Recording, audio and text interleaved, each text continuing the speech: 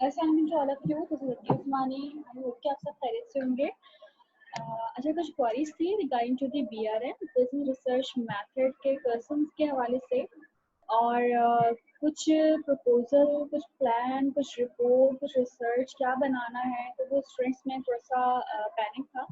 उसके बाद डिस्कशन कर रहे हैं कि क्वेश्चन आपके पास है बीआरएम के सिस्टम का, prepare a research plan for the marketing manager. Okay, you have to prepare a research plan of Textile, Emmet Textile Private Limited, who wants to know about customer satisfaction across Pakistan, who recently worked for new lawn volume. अब यहाँ पे तीन चीजें हैं। एक तो आपने research plan develop करना है, तो रिसर्च प्लान जब डेवलप करते हैं उसका एक प्रॉपर इंडेक्स होता है। उस इंडेक्स में कौन कौन से कंटेंट्स हैं वो हम डिस्कस करेंगे। वेल, आपने रिसर्च प्लान डिस्कस करना है यहाँ पर। उसका पर्पस क्या है? उसका पर्पस ये है कि एक मार्केटिंग मैनेजर अपने कस्टमर्स की सेटिस्फेक्शन को चेक करना चाहते हैं, देखना चाहते हैं कौन से प्रोडक्ट की जो अभी न्यूली उन्होंने एक लॉन का न्यू वॉल्यूम इन किया, ठीक है, लॉन का एक न्यू सेशन, न्यू वॉल्यूम इन किया था, उसका फीडबैक क्या है और कस्टमर सेटिस्फेक्शन लेवल क्या है उसके लिए, ठीक है।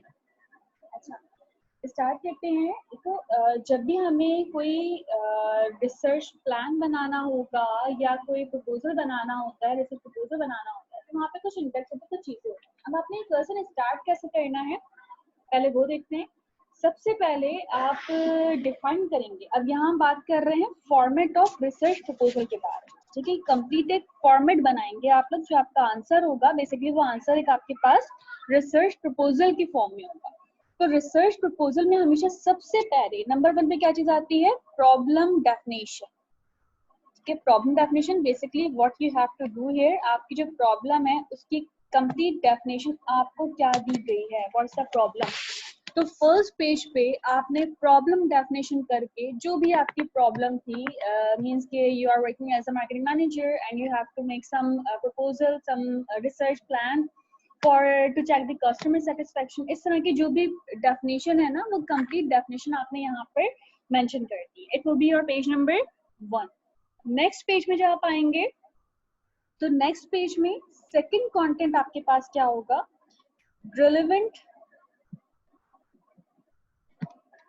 relevant review of literature.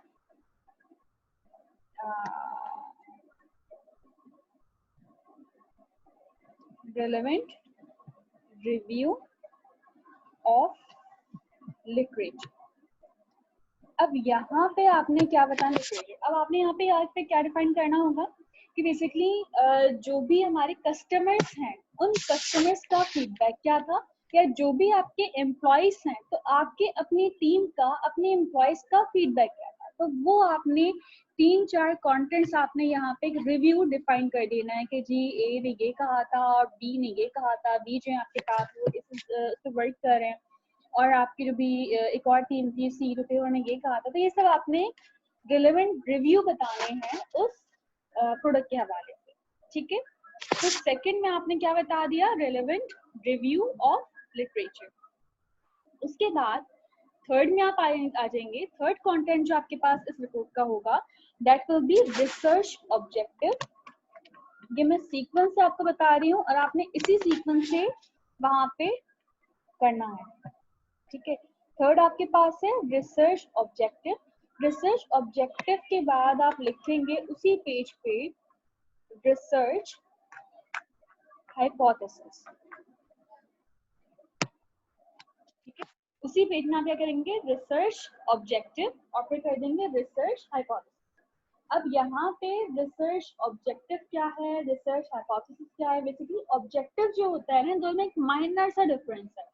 Objective जो होगा, in objective there will be specific result within a time. आपको मालूम है कि आपकी जो भी रिपोर्ट डेवलप हो रही है, जो भी प्लान डेवलप हो रहा है चेक द कस्टमर सेटिस्फेक्शन, तो आपका ये plan with in the 4 to 5 days या विद इन दी 2 weeks आपका प्लान कंप्लीट हो जाएगा। It will be your objective. And what will be research hypothesis? Basically, research hypothesis is the predictive statement about the possible outcome. जो आपकी prediction है कि अगर मैंने ये 5 डेज इन एरियाज में लगा दिए तो इन 5 डेज में मुझे ये आउटकम मिल सकता है. So in hypothesis, you have to mention the predictive statement about the possible outcome. What to be possible outcome there, आपने वो यहाँ पर mention कर देना. ठीक है. Next हम आ जाते हैं. ये आपके पास थर्ड था. अब फोर्थ जो आपके पास है वो बड़ा डिटेल है, उसको जरा और समझिएगा. फोर्थ आपके पास है रिसर्च मेथोडोलॉजी.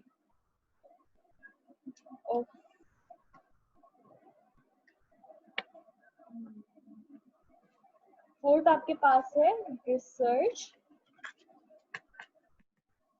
ये थोड़ा सा राइटिंग का इशू है. फोर्थ आपके पास है रिसर्च मेथोडोलॉजी. अब यहाँ पर आपने जो भी आपके मेथड्स मौजूद हैं उस रिसर्च को करने की. रिसर्च किस चीज की है? To check the customer satisfaction. उस रिसर्च को करने के जो भी आपके पास मेथड्स मौजूद हैं आपने वन बाय वन वो सारे मेथड में शो कर दिए हैं. ठीक है. मैं यहाँ पर कुछ ब्रीफ मेथड बता रही हूँ. फर्स्ट आपके पास है source of data collection. Source of data collection बड़ा इंपॉर्टेंट है. किस वे से? बीआरएम में आपने डिस्कस किया होगा about the primary and secondary data. ठीक है. तो सोर्स ऑफ डेटा कलेक्शन में आपके पास क्या आ जाएगा? Your primary and your secondary data. अब प्राइमरी डेटा और सेकेंडरी डेटा क्या हो सकता है? प्राइमरी डेटा जो आपने लास्ट ईयर आपका एक वॉल्यूम इन हुआ था मार्केट में और लास्ट ईयर आपका जो भी कस्टमर सेटिस्फेक्शन लेवल था वो इस स्टेज में था. ठीक है. मीन्स कि यहाँ पे आपने कुछ लेवल्स बताने होंगे कि कस्टमर सेटिस्फेक्शन के ये लेवल्स होते हैं like no satisfy, slightly satisfy, satisfy and very satisfy. Then extreme means कि वो 4 to 5 levels आपने बताने हैं. ठीक है. तो आपने यहाँ पे source of data collection, ठीक है, source of data collection first आपने बता दिया अपना रिसर्च मेथोडोलॉजी में और वहां पे आपने बता दिया प्राइमरी एंड सेकेंडरी डेटा. अब इसी रिसर्च मेथोडोलॉजी में मैं सेकंड आपको बता रही हूँ कि सेकंड आपके पास क्या मेथड हो सकता है? It will B research design. तो सेकंड मेथड है, ये भी 4 कंटेंट ही चल रहा है. 4 कंटेंट का हमारे पास है सेकंड रिसर्च डिजाइन. अब रिसर्च डिजाइन में आपके पास 2 टाइप के डिजाइन थे उस रिसर्च के. फर्स्ट आपके पास था एक्सप्लोरेटरी और सेकंड आपके पास है डिस्क्रिप्टिव. ठीक है. ये 2 आपके पास रिसर्च डिजाइन थे. अच्छा, मैं इसी क्लिप के एंड में ना डिस्क्रिप्शन में कुछ लिंक्स आपको सेंड करूंगी. मैं इसका लिंक पहले भी दे चुकी हूँ. इसके जो भी क्लिप्स थे वो पहले भी दे चुकी थी रिसर्च के डिजाइन के बारे में. एक्सप्लोरेटरी क्या होते हैं, डिस्क्रिप्टिव क्या होते हैं. ठीक है. नेक्स्ट मेथड आपके पास ये भी हमारा फोर्थ ही चल रहा है. तो फोर्थ में आपके पास नेक्स्ट मेथड क्या हो सकता है? सैम्पलिंग का. बड़ा इंपॉर्टेंट मेथड है. अब सैम्पलिंग के भी यहाँ पे आप 2 टाइप्स बता देंगे कि probability and non-probability. Probability and non-probability method. एक ये मेथड भी होगा. नेक्स्ट आपके पास आ जाएगा सैंपल साइज. सैंपल साइज क्या है? अब डेफिनेटली जो भी आपने वॉल्यूम मार्केट में इन किया है, जो भी सैंपल है उसका साइज क्या है और वो क्या उसके फीचर्स वगैरह क्या थे और क्या उसकी कॉस्ट पड़ रही थी, कॉस्टिंग साइज क्या था, तो ये सब आपने अपने सैंपल साइज में डिफाइन कर देना है. अभी हमारा फोर्थ कंटेंट ही चल रहा है और फोर्थ कंटेंट आपके पास था, मैं इधर से बैक करूँ अगर, फोर्थ कंटेंट आपके पास था रिसर्च मेथड. तो रिसर्च मेथड में आपके पास ए कर देती हूँ उसको. ए आपके पास आ गया सोर्स ऑफ डेटा, बी आपके पास आ गया रिसर्च डिजाइन, सी आपके पास आ गया सैम्पलिंग और डी आपके पास आ गया था सैंपल साइज. सैंपल साइज के बाद इसको हम ई कर देते हैं. ई आपके पास मेथड क्या होगा? Sample unit. सैंपल यूनिट भी बड़ा इंपॉर्टेंट मेथड है. अब सैंपल यूनिट में आपने किन किन एरियाज को टच करना है? सैंपल यूनिट में आपने कस्टमर यूनिट टच करना है. ठीक है, कस्टमर यूनिट हो जाएगा और एम्प्लॉयज यूनिट हो जाएगा. एम्प्लॉय यूनिट के साथ साथ रिटेलर यूनिट बड़ा इंपॉर्टेंट है. अच्छा, अब ये हम डिस्कस कर रहे हैं सैंपल यूनिट में कि आपने उन तमाम यूनिट में सेटिस्फेक्शन सिर्फ प्रोडक्ट के एंड से नहीं होगी बल्कि वो कौन कौन से यूनिट्स हैं जहां से वो प्रोडक्ट डिलीवर हो रहा है. ठीक है. तो आपने कस्टमर यूनिट के एंड में भी जाना है, एम्प्लॉय यूनिट के एंड में जाना है और रिटेलर यूनिट के एंड में भी जाना है, ठीक है। नेक्स्ट है आपके पास, इसको नेक्स्ट पेज में लेकर आ जाऊं, ई था ये, इसको हम एफ कर लेते हैं। नेक्स्ट मेथड आपके पास क्या हो सकता है, contact method for the data collection, ठीक है। Contact method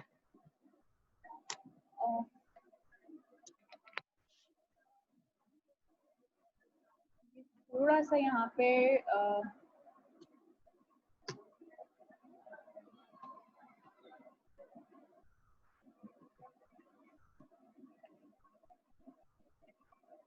contact method for the data collection, ठीक है। अच्छा, contact method for data collection में आपके पास एक तो थ्रू द ईमेल आ सकता है कि through the email you are going to contact your customers, and telephonic भी हो सकता है कि टेलीफोनिक आपने फीडबैक लिया कस्टमर से अपने। Third, it could be personal interview भी हो सकता है, personal interview you are going to take some minor interview with your customers कि जी आपको हमारी प्रोडक्ट कैसी लगी, जिस तरह से मार्च वगैरह में अक्सर हो रहा होता है इस तरह का। और डिफरेंट मेथड्स हैं जैसे contact method for the data collection के, जैसे नॉर्मली हमारे पास कुछ कस्टमर सर्वे थ्रू ईमेल होता है या थ्रू द इंटरनेट हो जाता है, वोटिंग बैंक बन जाता है या स्कोरिंग बैंक में आ जाता है, सोशल मीडिया की मॉनिटरिंग है, it could be a part of contact method, ठीक है। सोशल मीडिया में यहाँ पे कुछ मेंशन करिए, बाकी आपको जो भी मेथड लगे कि ये भी इन हो सकता है, ठीक है। सोशल मीडिया मेथड, तो इसके जरिए आप कस्टमर से कांटेक्ट कर सकते हैं, ये डेटा कलेक्ट कर सकते हैं। नेक्स्ट आपके पास मेथड है रिसर्च इंस्ट्रूमेंट फॉर डेटा, ये जो हमने किया था इससे पहले, दैट वाज एफ, आपके पास आगे जी, और ये लास्ट मेथड है फोर्थ कंटेंट का, और ये है रिसर्च इंस्ट्रूमेंट फॉर डेटा। ये भी बड़ा इंपॉर्टेंट मेथड है, रिसर्च इंस्ट्रूमेंट। अब वो कौन कौन से इंस्ट्रूमेंट्स हैं जो आप यूज करते हैं for data collection, for getting the feedback, वो आपके पास 2-3 इंस्ट्रूमेंट्स हो सकते हैं। नंबर 1, इट कुड बी क्वेश्चनएयर, बड़ा इंपॉर्टेंट है ये, क्वेश्चनएयर के जरिए भी लिया जाता है। सेकंड है आपके पास ऑब्जर्वेशनल फॉर्म, सेकंड है आपके पास observational form. Third, it could be CCTV monitoring या CCTV कैमरा। CCTV कैमरा क्यों जरूरी है? डेफिनेटली जिन मार्ट्स में ये प्रोडक्ट सेल हो रही है उन मार्ट्स में क्या फीडबैक है उस प्रोडक्ट को लेते हुए, एक्सप्रेशन वाइज क्या फीडबैक है, इस तरह के डिफरेंट वेज हैं इनके जरिए आप उसकी मॉनिटरिंग कर सकते हैं कस्टमर सेटिस्फेक्शन की, क्योंकि उस साइट पे, उस प्रोडक्ट की साइट पे वो जा रहे हैं या नहीं, और कितने वहाँ पर मतलब कि सेलिंग टीम जो भी आपके पास है वहाँ पर मौजूद है या नहीं, और किस तरह सेल कर रही है आप प्रोडक्ट के बारे में, तो वो आपके pass through the CCTV camera हो सकता है। अच्छा, ये हम डिस्कस कर रहे थे, that was the fourth content. मैं दोबारा अगर इसको रिवाइज करूँ, हमारे पास थर्ड कंटेंट था, और third content research objective and research hypothesis में था। उसके बाद हम फोर्थ में आ गए थे, रिसर्च मेथोडोलॉजी में, और ये तमाम हमारे पास मेथड्स थे through which we are going to check the satisfaction of our customers. First आपके पास मेथड था सोर्स ऑफ डेटा, बी आपके पास मेथड था research design, C sampling, D sample design, sample size, E sample unit, F contact method for the data collection, and G is research instrument for data। ये यहीं तक है method. अब आपके पास जो फिफ्थ कंटेंट है इस रिसर्च प्लान का, जो फिफ्थ कंटेंट आपके पास है वो कंटेंट है स्कोप ऑफ स्टडी। थोड़ा सा राइटिंग को अंडरस्टैंड कर लीजिएगा क्योंकि यहाँ पे कुछ या तो मुझे आदत नहीं है और कुछ पेन पे प्रॉब्लम है इसका। फिफ्थ आपके पास कंटेंट हो सकते हैं scope of study, what is the scope of study of this research plan, what will be the scope, what will benefit, आपका पर्पस क्या है, स्कोप क्या है, कहाँ कहाँ इसके एप्लीकेशंस हो सकती हैं, तो वो कुछ आपने एक समरी फॉर्म में दे देना है स्कोप ऑफ स्टडी। सिक्स आपके पास है लिमिटेशन ऑफ स्टडी।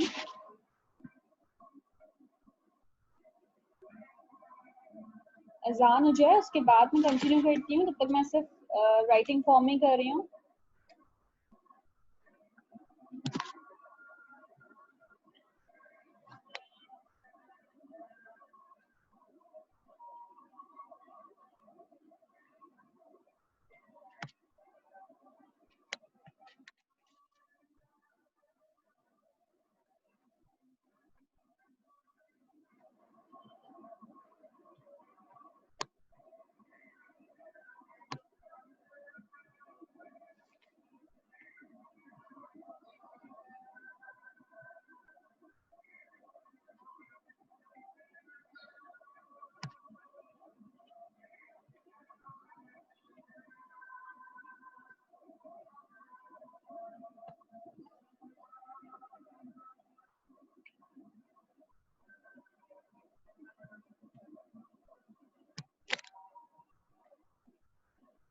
अच्छा, फिफ्थ आपके पास है स्कोप ऑफ स्टडी, सिक्स आपके पास है limitation of study. Limitation of study will be what will be limitation in your research. आपकी क्या क्या लिमिटेशंस होंगी, आप किस हद तक अपने कस्टमर्स से क्लोज हो सकते हैं, किस हद तक आप अपने कस्टमर्स के रिव्यूज जानने के लिए आप लिमिटेशन आपकी क्या क्या होंगी, कौन कौन से आपके टीम मेंबर्स वर्क कर रही होगी, वो तो आप चीज़ें मेंशन करेंगे यहाँ पे।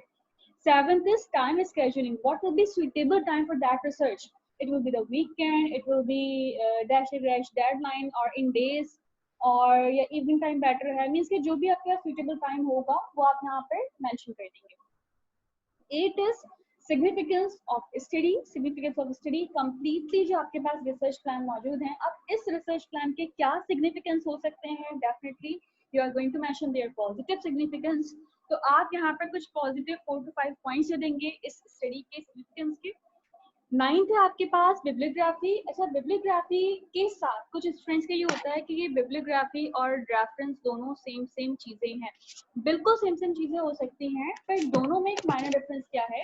रेफरेंस में आप कंप्लीटली रेफरेंस देंगे कि जी ये वाला तरीकाकार जो था ये उस कंपनी का था या उस ब्रांड का था, या ये मैंने वहां से उठाया। मीन्स कि जो भी रेफरेंस होते हैं आपके रिसर्च के, आप वो कर दे रहे होंगे। बिब्लियोग्राफी में नॉट नेसेसरी कि आप बिल्कुल एक्यूरेट और क्रिस्टल एंड क्लियर वहां पर बिब्लियोग्राफी शो करें, मीन्स के रेफरेंस शो करें। तो word bibliography could be normalize कह सकते हैं, बेहतर है आपके लिए।